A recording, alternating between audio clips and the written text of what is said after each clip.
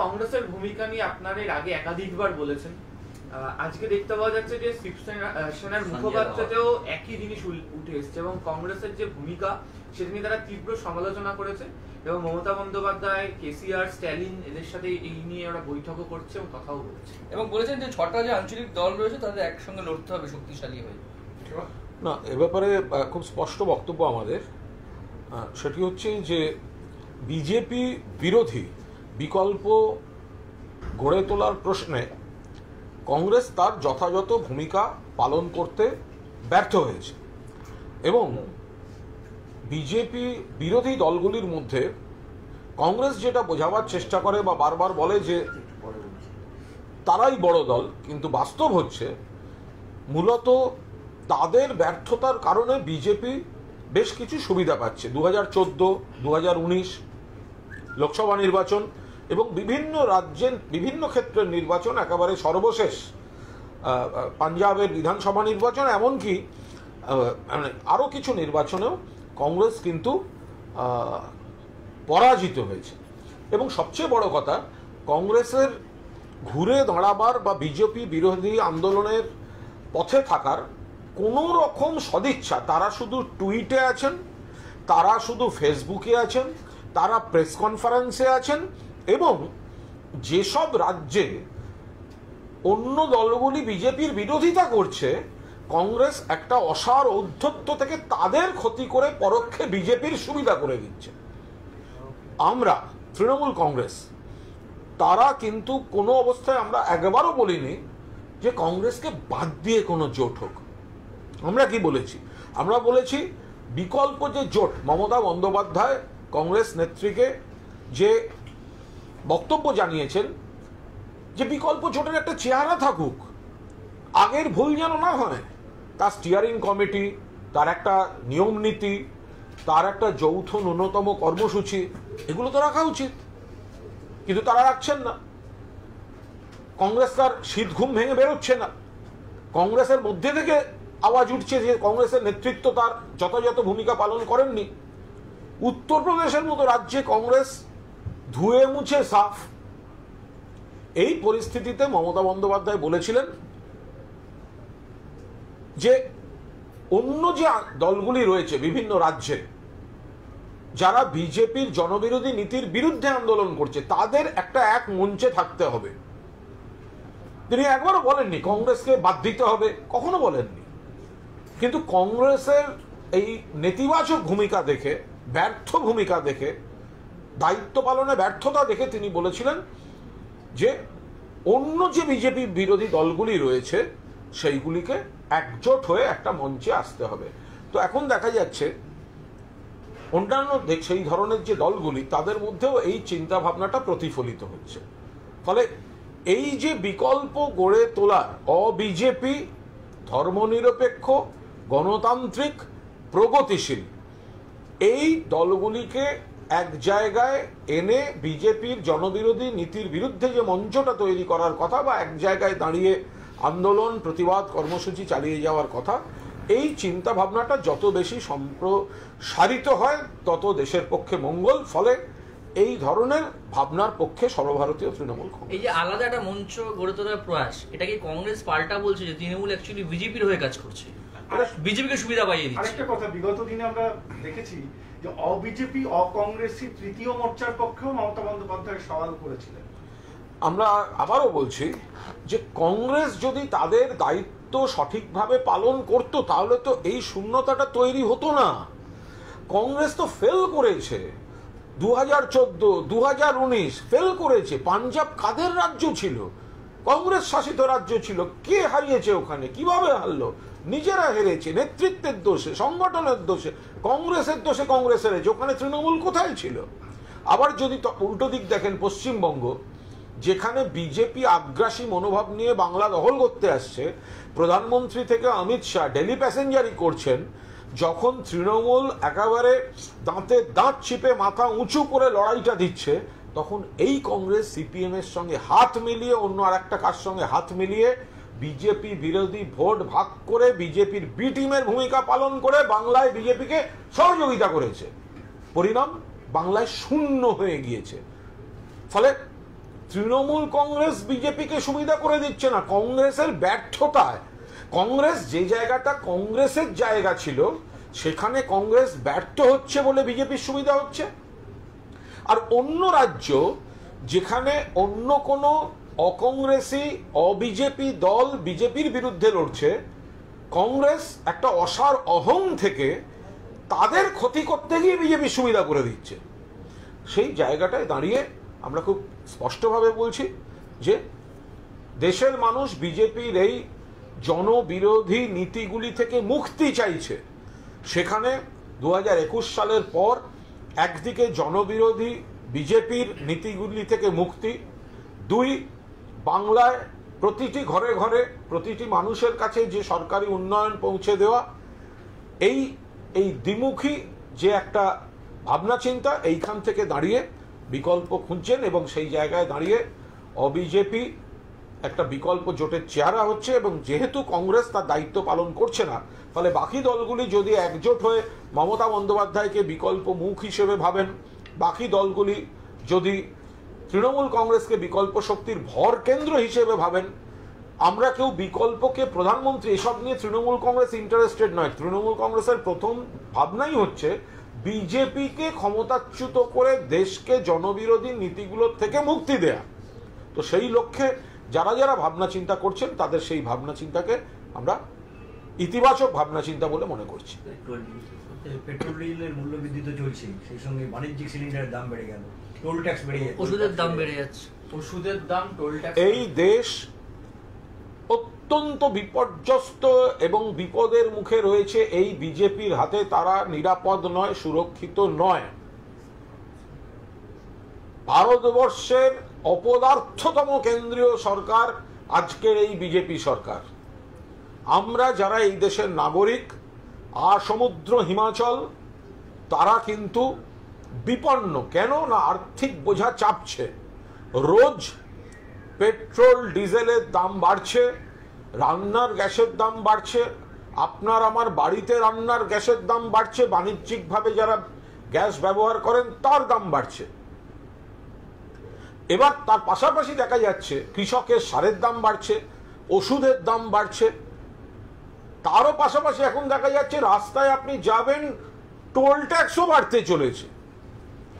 ফলে এই চরম জনবিরোধী নীতির কেন্দ্রীয় সরকার, এই কেন্দ্রীয় সরকারের বিরুদ্ধে সংসদের ভেতরে সংসদের বাইরে সারা বাংলায় মানুষের পাশে দাঁড়িয়ে, সারা দেশের মানুষের কাছে আবেদন জানিয়ে, কর্মসূচি নিয়ে গিয়ে, বিকল্প নীতি নিয়ে গিয়ে তৃণমূল কংগ্রেস প্রতিবাদের রাস্তায় থাকছে।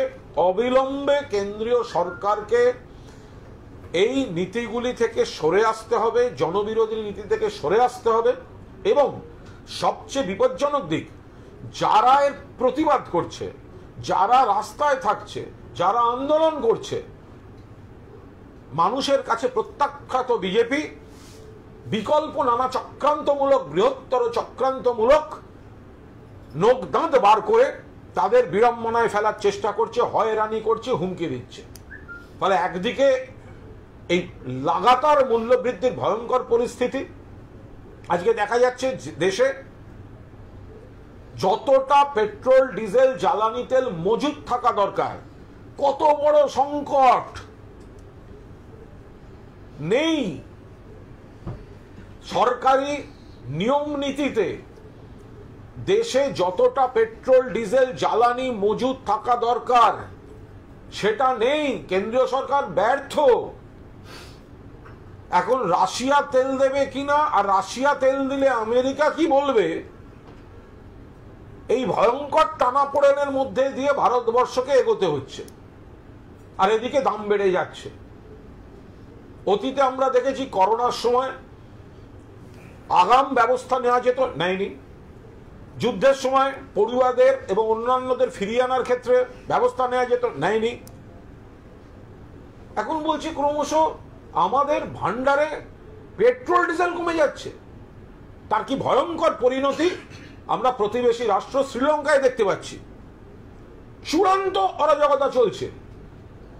একটা গোটা দেশ দিনে 10 ঘন্টা 12 ঘন্টা লোডশেডিং, বিদ্যুৎবিহীন, একটা অরাজকতার দিকে চলে যাচ্ছে। ভারতবর্ষকে কি সেই দিকে ঠেলে দিতে চাইছেন এই মোদী সরকার? আমরা গভীর উদ্বেগের সঙ্গে পরিস্থিতির উপর নজর রাখছি। আর এই সরকার আসল বিপদগুলো মানুষের ঘাড়ে চাপিয়ে দিয়ে মানুষকে কেবল ধর্ম, অন্যান্য ইস্যু, যে দল প্রতিবাদ করছে তৃণমূল কংগ্রেস, বাংলায় কিভাবে তাকে উত্তপ্ত করা যায়, বদনাম করা যায়, প্রতিহিংসার রাজনীতি করা যায়, তারা এই ভয়ঙ্কর রাজনীতি করছে এবং দেশকে ক্রমশ একটা বিপর্যস্ত এবং সাধারণ মানুষকে প্রবল চাপের মধ্যে তারা নিয়ে যাচ্ছে। এসএসসির প্রাক্তন উপদেষ্টাকে জিজ্ঞাসাবাদ করতে পারবে না সিবিআই, সোমবার পর্যন্ত এফআইআরও দায়ের করতে পারবে না, ডিভিশন বেঞ্চের রায়। ডিভিশন বেঞ্চের রায় আমরা দেখেছি, কিন্তু এই মামলাটি এমন একটি পর্যায়ে রয়েছে যেখানে কখনো সিঙ্গল বেঞ্চ একটি রায় দিচ্ছে, কখনো ডিভিশন বেঞ্চ একটি রায় দিচ্ছে।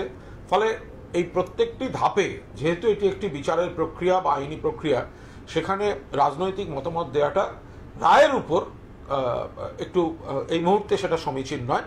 তবে এটা ঘটনা যে ডিভিশন বেঞ্চ সিঙ্গল বেঞ্চের রায়, সেটা তো চ্যালেঞ্জ হতেই পারে ডিভিশন বেঞ্চে। আবার কারুর যদি ডিভিশন বেঞ্চের রায় পছন্দ না হয়, তিনি সুপ্রিম কোর্টে তো যেতেই পারেন। কিন্তু তা না করে যে একটা বিতর্কের পরিবেশ তৈরি করা হয়েছিল, সেটা অবাঞ্ছিত। ডিভিশন বেঞ্চ তো আইনে তারা একটা মর্যাদাপন্ন সিদ্ধান্ত নেওয়ার অধিকারী। ফলে ডিভিশন বেঞ্চের সিদ্ধান্ত পছন্দ হলে ভালো, আর ডিভিশন বেঞ্চের সিদ্ধান্ত পছন্দ না হলে তখন সেটা অন্য প্রশ্ন, অন্য জায়গায় চিঠি চাপাটি, এটা বোধহয় বাঞ্ছনীয় নয়। যদি কোথাও কোনো অনিয়ম থাকে সেটা অবাঞ্ছিত, যদি কোথাও কোনো ত্রুটি থাকে তাহলে বলবো তৃণমূল আসার পরই গোটা সিস্টেমটা কিন্তু ঠিকঠাক চলেছে। সিপিআইএম এর সময় এই শিক্ষা জগৎটা দলীয় রাজনীতির আখড়া হয়ে গিয়েছিল। শিক্ষকদের বেতন থেকে পেনশন অনিশ্চয়তায় চলে গিয়েছিল। সেগুলো সব মমতা বন্দ্যোপাধ্যায় মুখ্যমন্ত্রী হওয়ার পর হয়েছে। এখন যদি এত বড় একটা সিস্টেম, সেখানে তার 2% জায়গা 1% জায়গা, তাতেও কোনো ত্রুটি থাকা উচিত নয়। কিন্তু যদি দুর্ভাগ্যজনকভাবে এত বড় সিস্টেম, বহু লোক আগের থেকে এই সিস্টেমটার মধ্যে থাকা, যদি কোথাও কোনো সমস্যা থাকে, সেই সমস্যা অবাঞ্ছিত, কিন্তু তার যথাযথ ব্যবস্থা হবে। কিন্তু যারা এটা নিয়ে রাজনীতি করতে যাচ্ছেন, যারা এটা নিয়ে মামলার পর মামলা করে, যারা ন্যায্যত একটা বিশাল সংখ্যক লোক যারা এটা পেয়েছেন, কখনো কখনো দেখা যায় মামলার জন্য বহু চাকরি সরকার দিতে পারছেন, আটকে যাচ্ছেন সরকার।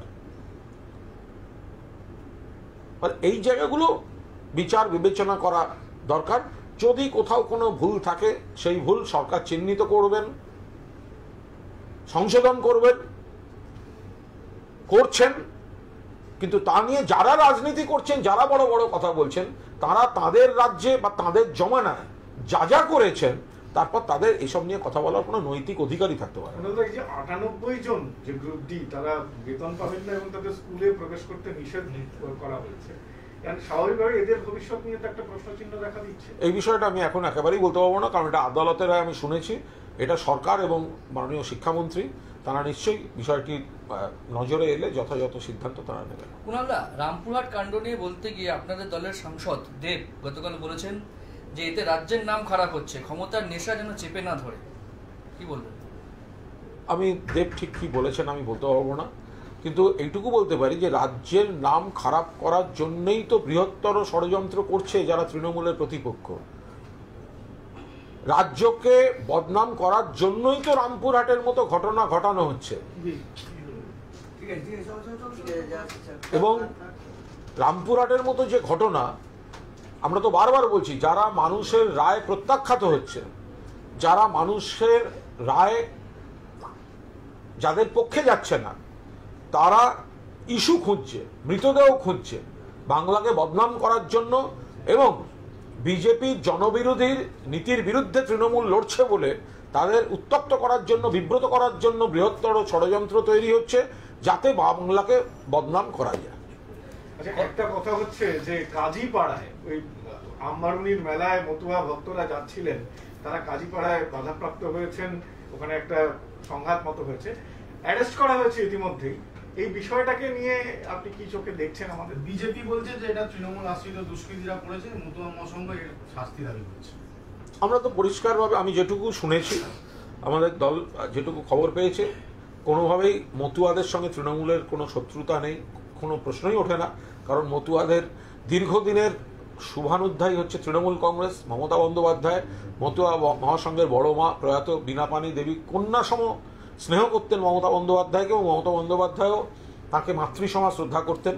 ফলে মতুয়াদের সঙ্গে তৃণমূলের কোথাও কোনো রকম বিভেদ নেই। বিজেপি চেষ্টা করেছিল কিছু ভুল বুঝিয়ে কিছু অংশকে বিভ্রান্ত করে তাদের দিকে নিয়ে যেতে, এখন তারা সরে আসছেন। ফলে মতুয়াদের কোনো কোনো অংশকে নিজেদের দিকে রাখতে বা তৃণমূলের প্রতি একটু অপপ্রচারের সুযোগ করে তুলতে কে বা কারা ঘটিয়েছে সেগুলো নিশ্চয়ই দেখা হবে। যেটাই ঘটে থাকুক সেটা ঠিক হয়নি, কিন্তু তৃণমূল কংগ্রেস কেন কোনো অবস্থাতেই তারা মতুয়াদের সঙ্গে কোনো বিরোধ বা মতুয়াদের উপর কোনো হামলা, তৃণমূল কংগ্রেস কোনো রাজনৈতিকভাবেই এসব প্রশ্নই ওঠে না। বিশ্ব হিন্দু পরিষদ এ রাজ্যে রামনবমী খুব ভালোভাবে এবারে পালনের সিদ্ধান্ত নিয়েছে এবং তারা দাবি করেছে তৃণমূলের এক বিধায়ক তাদের সঙ্গে বৈঠক করেছেন গোপনে, এবং তৃণমূলের সব রকম সহযোগিতা করা হবে। দেখুন, রামনবমী বিষয়টা তো আমরা আবার বারবার বলছি, যার যা ধর্ম তিনি পালন করুন, রাজনীতির ময়দানে সেই ধর্মের প্রয়োগটা করবেন না। তো মানে যারা হিন্দু ধর্মের বিশ্বাস করেন তারা তাদের মতো পালন করবেন, যারা মুসলিম ধর্মে বিশ্বাসী, পবিত্র রমজান মাস আসছে, তাদের যা কর্মসূচি আছে সেগুলো পালন করবেন, যারা খ্রিস্টান ধর্মের, বিভিন্ন ধর্মের সবাই পালন করবেন। এবং এখানে সমস্যাটা হচ্ছে বিজেপির ক্ষেত্রে সমস্যা হয়ে যায় এই যে রাম এখানে ওরা মুখে বলেন ভগবান হিসেবে, কিন্তু তাদের রামকে ওনারা বিজেপি সর্বভারতীয় সভাপতি হিসেবে ট্রিট করেন। ফলে সেইখানে রামকে বিজেপি নেতা হিসেবে ব্যবহার করতে যান বলেই ধর্মটাকে সামনে রেখে রাজনৈতিক ব্যর্থতা, রাজনৈতিক দেউলিয়াপনার যে শূন্যতাটা, তো রামকে সর্বভারতীয় সভাপতি এরকম একটা ভাব করিয়ে তারা সামনে রাখতে চান। এইখান থেকে প্রবলেমটা হয়। যদি কেউ রামনবমী পুজো পালন করেন তাদের ব্যাপার, করবেন, গণতান্ত্রিক দেশ, সব দল সব করবে, কিন্তু তারা যখন রামকে ব্যবহার করে কোনো হিংসা করছেন, কোথাও সন্ত্রাস করছেন, আগরতলায় আমাদের চোখে দেখা হামলা হচ্ছে জয় শ্রীরাম বলে, মারতে আসছে জয় শ্রীরাম বলে, তো রাম তো কোথাও বলে যাননি যে তিনি তার এজেন্সি দিয়েছেন বিজেপিকে এবং তার নামে স্লোগান দিয়ে অন্য লোকদের মারা যেতে পারে। তো বিজেপি এই ধর্মীয় যে চরিত্র, ধর্মীয় যে আচার, এগুলিকে তারা তাদের রাজনৈতিক দেউলিয়াপনার শূন্যতা ঢাকতে ব্যবহার করে। সেই কারণেই এই প্ররোচনাগুলো তারা দেয়। না হলে রামনবমীর দিন রামনবমী পালন হবে তো হবে, এবং বিজেপি সেটা নিয়ে যদি ধর্মের রাজনীতি করতে চায় সেই জায়গাটা আপত্তি থাকবে। অনুব্রত মণ্ডল গতকাল বলেছিলেন যে আনারুলকে তিনি সরি দিতে চেয়েছিলেন, আশিস ব্যানার্জি অনুরোধে রেখেছেন। আজকে আবার একটা চিঠি এসছে যে তারই সই করা, তাকে রিক্রুট করা হয়েছে। অনুব্রত মণ্ডল কি এখন দায় ঝেড়ে ফেলতে চাইছে আনারুলকে নিয়ে? আমি আবার বলছি, অনুব্রত মণ্ডল বড় নেতা, বেশি বোঝেন। আমি তার কোনো মন্তব্যের ওপর কোনো প্রতিক্রিয়া দেওয়ার কোনো রকম প্রয়োজন মনে করছি না।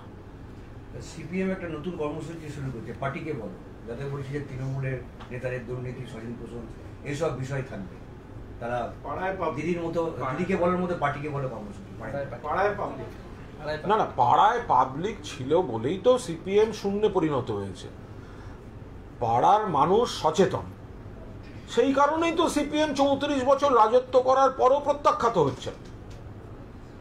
পাড়ার মানুষ, সাধারণ মানুষ সবাই মিলে সচেতন বলেই তো সিপিএম এর সন্ত্রাস, সিপিএম এর দুর্নীতি, সিপিএম এর সংগঠিত যে সামাজিক অপরাধ, এইগুলি থেকে বাংলাকে মুক্ত করেছেন বাংলার মানুষ। ফলে সেই সিপিএম যদি এই ধরনের কোনো বড় বড় কথা বলতে চায়, সেটা অত্যন্ত হাস্যকর এবং যার কোনো বিশ্বাসযোগ্যতা বলে কিছু নেই। সিপিআইএম তারা যদি পাড়ায় পাড়ায় পাড়ায় পাড়ায় এই ধরনের কথা বলতে যান, তাহলে আমার মনে হয় বাম জমানার ওনার গণশক্তির পেজ 2-তে যতজনকে সাসপেন্ড অমুক হেন ওনারা কিছু বললেই বলেন আমরা ব্যবস্থা নিয়েছি, কিন্তু যারা ব্যবস্থা নিচ্ছেন তাদের কীর্তিগুলো সামনে এলেই তো সিপিএম এর পক্ষে বাংলার মানুষ যা রায় দিয়েছেন সেটা শূন্য। যে সিপিএমকে বাংলার মানুষ প্রত্যাখ্যান করেছেন, পার্টিকে বলো মানেটা কি? তো দিদিকে বলো নকল করা হচ্ছে। দিদিকে বলো মমতা বন্দ্যোপাধ্যায়ের কর্মসূচি ছিল, পার্টিকে বলো তোমরা যখন সরকারে ছিলে করনি কেন? তোমরা যখন সরকারে ছিলে, সিপিএম যখন সরকারে ছিলে, তোমরা মানুষের কথা শুনতেন না বলেই তো মানুষ মমতা বন্দ্যোপাধ্যায়কে ভোট দিয়েছে। আর মুখ্যমন্ত্রী হওয়ার পরেও মমতা বন্দ্যোপাধ্যায় মানুষের কথা শুনবেন বলেই দিদিকে বলো করে রেখেছেন। তো ফলে সিপিএম এর এগুলো হাস্যকর, ফিরে আনার চেষ্টা, একটু ফিরে আসার চেষ্টায় তাদের একটা হাস্যকর চেষ্টা। এবং সর্বশেষ দেখলাম সিপিআইএম তাদের যুব শাখার সম্মেলনের সম্মেলনের অঞ্চলে দিয়েগো মারাদোনার নাম এনেছে। ভাই, ম্যাচ শেষ হওয়ার পর এই ফুটবলার না হবার মানে কি? 2009 সালে একবার দিয়েগো মারাদোনাকে এনেছিলেন তাদের এক ব্যক্তি মহেশতলায় ডায়মন্ড হারবার কেন্দ্রে, তারপর তিনি গোহারা হেরেছেন সিপিআইএম। আজকে দেশের মনীষীদের তো কোনো কালে সম্মান দেয়নি সিপিআইএম, তাদের পরের প্রজন্মকে শেখায়নি দেশের মনীষীদের জন্মদিন মৃত্যুদিন পালন করার জন্য। নেতাজির বিরোধিতা করেছে, রবীন্দ্রনাথকে বদনাম করেছে। এখন বাইরের যারা মনীষী সিপিএম পার্টি অফিসে যাদের ছবি টাঙানো থাকে তারাও বাদ, শেষে বলছে দিয়েগো মারাদোনা নগর। হাস্যকর, দিশাহীন, ফিদেল কাস্ত্রোর সঙ্গে মারাদোনার একটি ছবি, তার উপর দাঁড়িয়ে দিয়েগো মারাদোনা নগর। আমার মনে হয় বাংলার যারা সিপিএম জমানায় সন্ত্রাসে যে হাজার হাজার মানুষ নিহত, ঘরছাড়া পরিবার, সিপিআইএম একটু খোঁজ নিয়ে দেখুক না বাংলার মানুষ তাদের সম্পর্কে কি বলছে। এই ধরনের হাস্যকর। আরেকটা আছে শেষ, পার্টিকে বলো, কোন পার্টিকে বলবে? সুজন সিপিএম না সেলিম সিপিএম? দুটো সিপিএম আছে। সিপিএম তো দুটো, তো এটা কারা শুনতে চাইছে, কাদের বিরুদ্ধে? তো আমি তো কনফিউজড, আমরা সেলিম সিপিএম না সুজন সিপিএম? তো মাঝখানে দেখলাম তৃণমূলকে গালমন্দ করার দায়িত্ব নিয়েছেন সুজনবাবু, আবার শুনলাম সুজনবাবুকে তার জন্য উপযুক্ত না মনে করে সেলিমবাবু গালমন্দ করছেন। তো ফলে সিপিএম আমাকে ঠিক করে নিক, এসব পার্টিকে বলো, অমুক বলো, তমুক বলো, কাকে বলবে? সুজন সিপিএম না সেলিম সিপিএম? বলছি, রামপুরহাট কাণ্ডে তৃণমূল কর্মী খুন হয়েছে, তৃণমূল কর্মী অ্যারেস্ট হয়েছে, এই নিয়ে বিজেপি ফ্যাক্ট ফাইন্ডিং কমিটি গঠন করেছে, যার রিপোর্ট অমিত শাহকে জমা করেছে। তৃণমূল কেন দেখলো না যে অ্যাকচুয়ালি দলের কারোর দোষ আছে কিনা বা কারা দোষী, তাদের বিরুদ্ধে ব্যবস্থা নেওয়া উচিত কিনা দলীয়ভাবে? এটা তো গোটা বিষয়টা তৃণমূলের যা যা তথ্য সংগ্রহ করার পার্টিগতভাবে পুরোদস্তুর সেই দায়িত্ব পালন করছে, কিন্তু পার্টি এখনো পর্যন্ত অত্যন্ত দায়িত্বশীল একটা শাসক দল, যেমন তেমনি মানুষের সঙ্গে থাকা একটা গণতান্ত্রিক দল, তো তার দায়িত্ব পার্টি পালন করছে। প্রতিটি তথ্য সংগ্রহ করা হচ্ছে, স্পষ্টভাবে যখন যা বলার সবটা বলা হবে। পার্টি নিশ্চিতভাবে এই জায়গাটা এখনো পর্যন্ত পৌঁছেছে যে পার্টিকে বদনাম করার জন্য স্থানীয় কোনো ব্যক্তি সমীকরণকে কাজে লাগিয়ে একটা লার্জার কনস্পিরেসি এর মধ্যে হয়েছে। এরপর পার্টি কি অনুসন্ধান করে পাচ্ছে, পার্টি কি, সেটা এই মুহূর্তে আমরা প্রকাশ্যে বলছি না, যখন সময় আসবে পার্টি পরিষ্কার জানাবে। অনুসন্ধান করার জন্য কি কোনো দায়িত্ব দেওয়া হয়েছে কাউকে, মানে কারা দেখবেন? বা পার্টির অভ্যন্তরে যা সিস্টেম কাজ করে তার সমস্ত সিস্টেম কাজ করছে। 2021 নির্বাচনের পর অমিত মালভিয়া এবং কৈলাস বিজয়বর্গীয়কে এই রাজ্যে খুব বেশি দেখা যায়নি। এই রাজ্যের বিজেপি নেতারা এবার নতুন পর্যবেক্ষক চাইছে, আলোচনা চলছে। তার নাম হচ্ছে সুনীল দেওধর, যিনি ত্রিপুরার অন্যতম ক্যান্ডিডেট হয়। হ্যাঁ, ওনারা বিভিন্ন মানুষকে তাদের কাছে যান, ঘুরে ঘুরে বেড়ান। দেখুন, আদি বিজেপি বনাম তৎকাল বিজেপি বনাম পরিযায়ী বিজেপি, এখন এগুলোর মুখ মাঝে মাঝে মাঝে মাঝে বদলে যায়। ফলে বিজেপির কার কি মুখ বদলাচ্ছে আমরা খুব একটা ইন্টারেস্টেড নই। একটা দল, তার হয়ে কে দায়িত্বে আসবেন সে বাইরে থেকেই আনতে হবে, এখানে তো ওই তো সব জিনিসপত্র। তো এখন সেই প্রধানমন্ত্রী কথা বলতে পারেন না এখনো সাংসদদের সঙ্গে। কেন কথা বলতে পারছেন না? প্রধানমন্ত্রীর সময় চাইছেন বিজেপি এমপিরা, সে সময় আর পাওয়া যাচ্ছে না। নিশ্চয়ই পাবেন দুদিন বাদে, কিন্তু আমাদের কাছে খবর হচ্ছে প্রধানমন্ত্রী নিজেই নিশ্চিত নন যে যে সাংসদদের সঙ্গে তিনি বৈঠকে বসবেন। তো আজকে তিনি সেই সাংসদদের সঙ্গে বৈঠকে বসলেন, কিন্তু 6 মাস বাদে এই সাংসদরা তাঁর দলে থাকবেন কিনা এটাই তো নিশ্চিত নন। এখন তার নাকি খোঁজ খবর চলছে যে এদের মধ্যে কজন থাকতে পারেন, কজন চলে যেতে পারেন। যতক্ষণ না প্রধানমন্ত্রী নিশ্চিত হচ্ছেন তো তিনি তো সময় দিতে পারছেন না। আর প্রধানমন্ত্রী মিটিং করবেন সাংসদদের সঙ্গে, প্রধানমন্ত্রী ঘরের মিটিং চলাকালীন তৃণমূল বলে দিতে পারবে যে ওই ঘরে কোন গোপন কর্মসূচি তৈরি হচ্ছে। তো বিজেপির অর্ধেক এমপি তো আমাদের সঙ্গে যোগাযোগ রেখে চলছে। তো এবার ওরা যেখান থেকে এদিক ওদিক সব লোক খুঁজে আনবে সে তাদের ব্যাপার, আসবে যাবে হারবে। তৃণমূলে কি লকেট চট্টোপাধ্যায় আসছে? আমরা কোনো সেরকম করে নির্দিষ্টভাবে কেন এসব আমাদের কথা বলতে যাব? আমরা বলছি যে বিজেপির বহু বিধায়ক, বিজেপির বহু সাংসদ তৃণমূলের সঙ্গে যোগাযোগ রেখে চলেছেন এবং তারা মনে করেন যে তাদের মধ্যে কেউ অন্য দলের সঙ্গে যোগাযোগ রাখতে পারেন। তারা মনে করেন বাংলায় বিজেপির ভূমিকা অত্যন্ত ন্যাক্কারজনক, যে দলবদলুরা এসে বড় বড় কথা বলেছে। আমাকে তো একজন সাংসদ বললেন যে আমার ভাবতে খুব লজ্জা লাগছে, যে ব্যক্তি 2 বছর আগেও খোদ অমিত শাহের পুত্রের নামে কুৎসিত কথা বলেছেন, বিজেপির পার্টি অফিসটা নিয়ে জঘন্য কুৎসা করেছেন, তাকে আমাদের আপাতত দলে একটা বড় পদ দিয়ে রাখা হয়েছে। ফলে আমরা এইসব দল করতে পারবো না।